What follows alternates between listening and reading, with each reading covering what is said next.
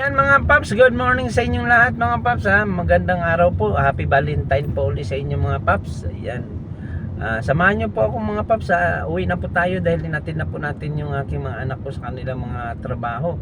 Kaya tinanghali po tayo. Pero bago pong lahat, samahan nyo po muna ako. I-intro po na muna natin yung ating intro mga paps. Let's go!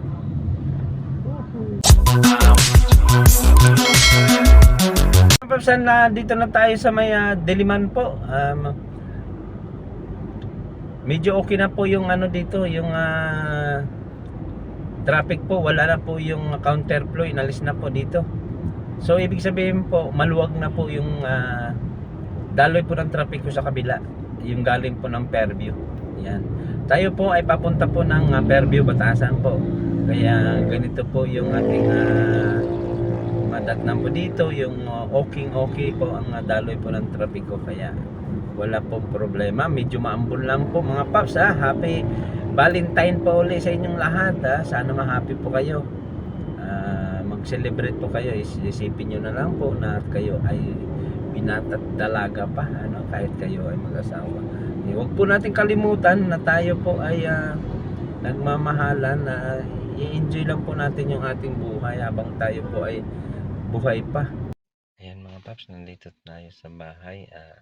Almusal muna tayo bago po tayo aakyat sa taas para po titingnan po natin yung ating mga alagang isda po. Ayan mga paps, kain po tayo, sushi po. Binigay po ng ating anak po at Valentine daw po. Kagabi pa po ito, ngayon lang po namin nakain yung iba dahil gabi na po dumating at meron pa po natira, kaya tamang-tama po may pang-almusal po tayo mga paps. Kaya tayo po, kain po tayo mga paps. Ito po ay regalo lang po sa atin ng ating anak po. Ayan, salamat kay Hana yung nagpadala po, yung aking manugang po, at kay Bikbik yung apo ko, at kay Nole yung anak ko. Salamat po. Ayan mga paps, nandito na tayo sa rooftop po. Mag-ano po tayo, yung linisin po natin yung ating mga aquarium po, yung ating mga isda. Ayusin po natin yung kanilang mga tubig po dahil medyo marami na pong lumot. Kaya samahan nyo ako mga paps, linisin po natin para hindi naman po magkasakit yung ating mga alagang isda. Palagi po natin sila alagaan para hindi po sila magkasakit. Tara po, samahan niyo po ako. Mga paps, yung ating linisin. Yan po, medyo ma-birdy na po yung tubig. Pati po ito dito sa baba. Yan po. Yan, linisin din po natin. So bagay ito po sa baba, alisin lang po natin yung bato tsaka yung halaman niya po. Bawasan po natin konting tubig para po mapalitan po natin yung tubig niya. Dito po, palitan po natin ito. Linisin po natin sila. Yan. Samahan niyo ako mga paps. Diyan lang kayo. Umpisa na po natin. Yan mga paps, linisin po natin.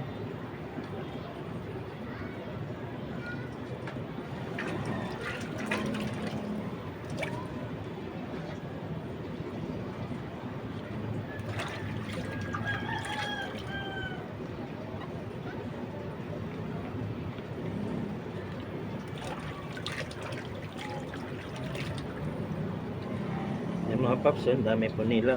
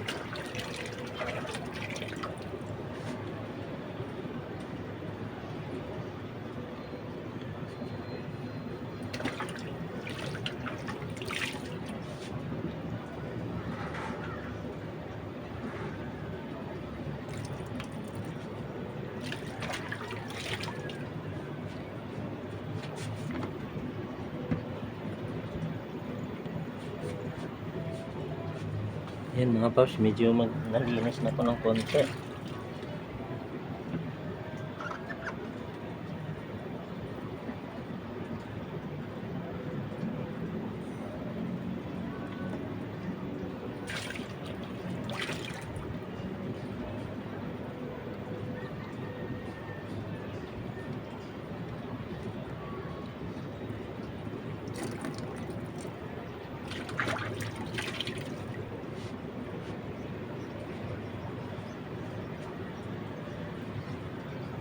Ayan mga paps, medyo malinis na ng konti. Medyo luminaw na ng konti. Ayan. Ayan, kitang-kita na po natin sila. Ayan. Ang dami po nila, no? Ayan.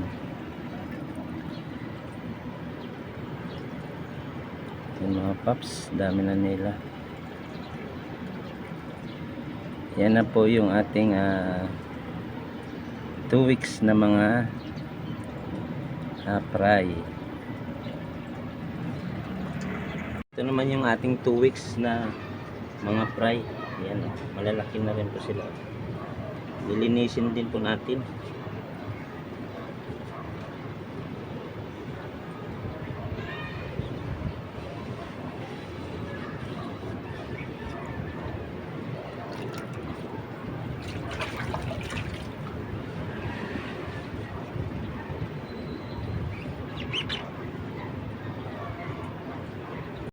Yan mga paps, ang paglilinis po pala nito ay kailangan po dandahanin lang po natin para hindi po may stress po yung ating mga alagang fry.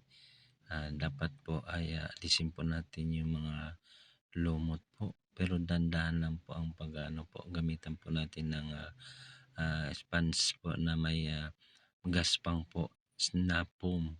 Yung pong panghugas sa plato, yan pong ating gamitin para malinis po natin, maalis po natin yung mga nakadikit po sa plastic container po natin na mga kulay green na mga lumot po. Yan mga paps, ganito lang po ninyong gawin po. Basta dandahan ninyo lang po, huwag po masyado biglain para hindi naman po sila ma-stress. At huwag din po sila maipit para hindi po sila masaktan po yung ating mga fry. Ayan mga paps, at samahan nyo lang po ako at makikita nyo po kung paano ko po linisin po yung aking mga fry mga paps. Ganito lang po ako maglinis mga paps, kahit hindi pa po ako talagang expert. Dinadaan-daan ko lang po para hindi naman po sila masasaktan. Dandanin lang po natin mga paps. Ayan. Mga paps, dalawang container po itong ating mga fry. Bali ito po ay mga weeks na po ito. Mayroon pa po tayo sa isang container po na mga fry din po. Yun po ay wala pa pong 1 week. Kaya ito po muna ang ating lilinisin dahil yun po ay bago pa naman. Ito po kasi medyo matagal-tagal na po at marumi na po ang kanilang mga tubig. Ito po kasi nasa direct sun po, pero hindi naman po masyado. Pag umaga lang po talagang direct sun po sila. Tapos mayroon lang po tayo nilagay na screen po sa itaas para hindi po masyado maarawan po yung ating mga fry. Pero mas maganda daw po ito pag naarawan po sila para yung kanilang kulay po lalabas po. Kaya dito po natin nilagay po sa labas. Ayan, ganyan po ang paglilinis mga paps. Dandahan lang po at huwag niyo po masyado talaga alisan po sila ng tubig. Kung maaari nga lang po ay 50% lang po ang alisin niyo po na tubig. Tapos palitan niyo rin po ng 50% po para hindi po mabigla po yung ating mga fry. Hindi po sila water shock. Kaya dapat alisin nyo lang po 30% o kaya 50% po. Hatiin nyo po kung gaano kadami po yung nilagay nyo po. Ay, ganun din po ang ibabawas nyo tapos ibabalik po. Mas maganda po na huwag nyo po sila talagang paubusan po ng tubig bago nyo po sila ibalik po. Kung sa bagay paps, kung gusto nyo po talagang malinis na malinis, alisin nyo po ang tubig talaga. Kunin nyo po muna yung mga fry, lagyan nyo po ng isa container ng kanilang tubig po na dati. Tapos linisin nyo po ang container po ng maayos, tapos lagyan nyo po ng tubig at mga pang-conditioner po sa tubig para po makondisyon po pag naibalik po yung mga paray. Tapos ibabad nyo po sila ng mga 30 minutes bago nyo po sila pakawalan para ma-adapt po nila yung bagong water na inyong nilagay po. Pwede po yun. Pero kung hindi naman po, kung maaari na lang po ay 50% na lang po ibabawas nyo para hindi nyo na po sila ibababad o hindi nyo na rin po sila alisin dyan sa container na kanilang pinaglagyan po. Ganyan po mga paps. Mga paps, linaw na oh. Oh, galing dan, di ba? Kitang-kita na natin yung ating mga fish. Oh, ayan na sila. Oh, linaw na nila. Ayan na sila. Oh. Oh, yan. Ang dami nila oh. Ito, yan din po. Kita na rin sila pero hindi pa masyado dahil bago pa lang po natin palit. Bukas pa po yan.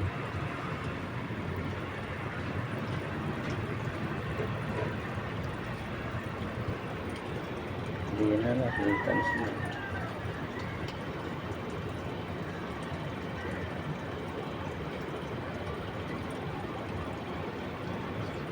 Yan mga paps, nakita nyo na po yung pagpalit po natin ng tubig. Dito naman po sa kabila ay ganun din po yan. Kanina na rin po yan po sila.